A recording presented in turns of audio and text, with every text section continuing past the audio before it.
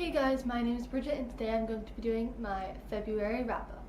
I completed 12 books in the month of February, so let's get started. I started the month by completing Sparks Rise by Alexandra Bracken, which is the novella between Never Fade and In the Afterlight.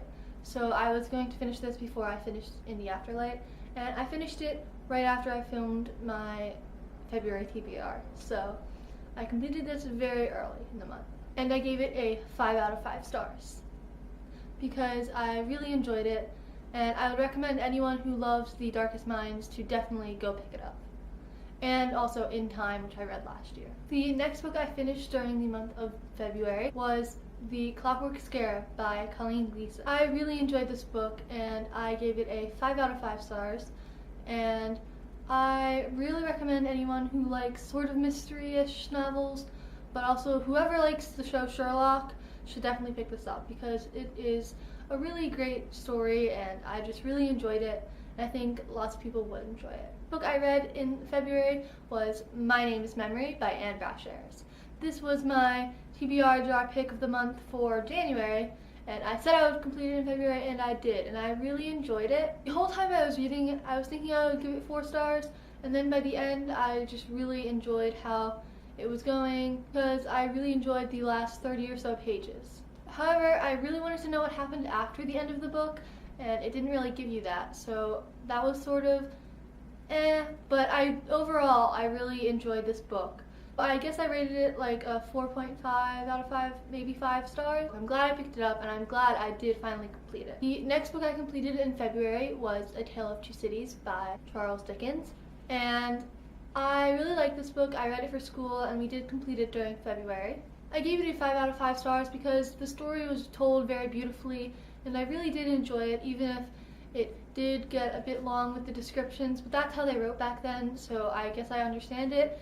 And that's why it made it so interesting, because that was how they wrote back then. And it was interesting to see the differences from their time to our time now. The next book I read during February was The Spirit Glass Charade by Colleen Gleason. And you know that once I finished The Clockwork Scarab, I definitely wanted to pick this one up, because I just wanted to finish out all the books that were out. I don't know, is this a duology? I'm not sure. But I really enjoyed this book too. I gave it a 5 out of 5 stars.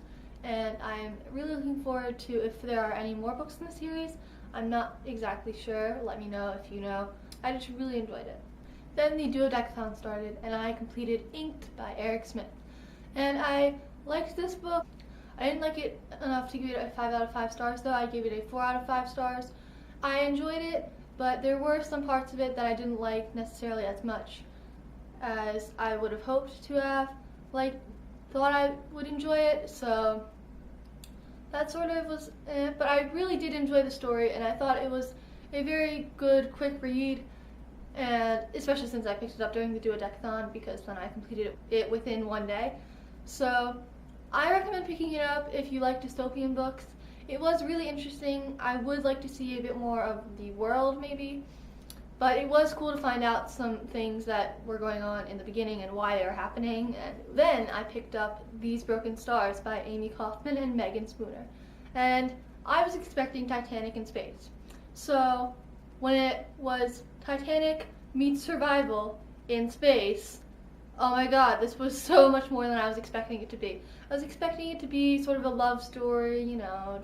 It was so much more than just a love story, because it's them trying to survive in space and on this distant planet that no one knows about. And oh my gosh, I absolutely loved this book. I gave it a 5 out of 5 stars. Definitely anyone who loves stories but also sort of survival stories, you should definitely pick it up. It was amazing. I really want to get the next book now. Hopefully I'll be getting it soon.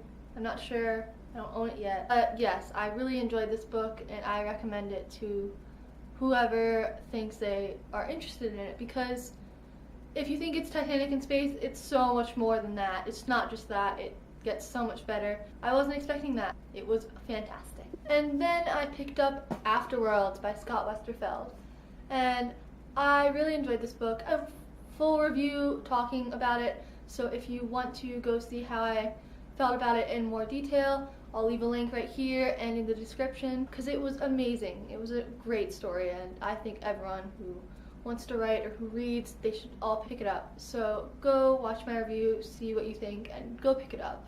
It's really good.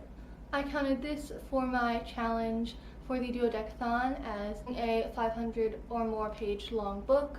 This book counts as a new to me offer. And on the last day of the Duodecathon, I read the last 3 stories in the Bane Chronicles. So I read The Last Stand of the New York Institute, which I really enjoyed, and I gave it a 5 out of 5 stars. The Course of True Love and First Dates, which was so cute. It was so many Malik feels.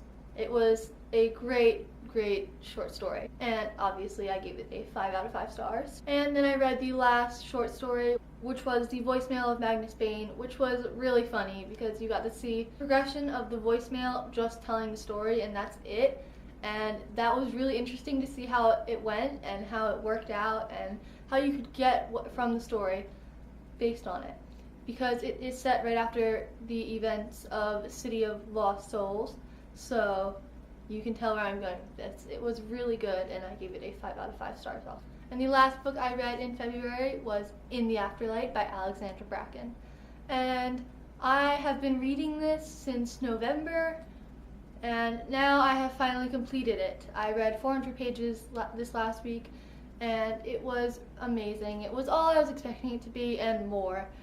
And I have a full review talking about it, so I will leave the link here if you want to go watch it, and it will also be down in the description if you want to go check that out.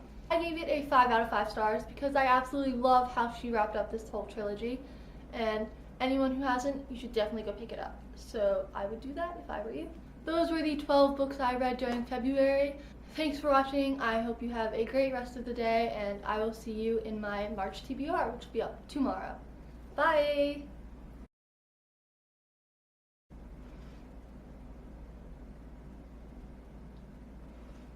I read during February is My Enemy blah blah blah blah blah blah. The next book I read in February blah blah blah blah blah blah blah. Next book I read during February was The Clockwork Charade blah blah blah. It's not The Clockwork Charade, it's Spirit Glass Charade.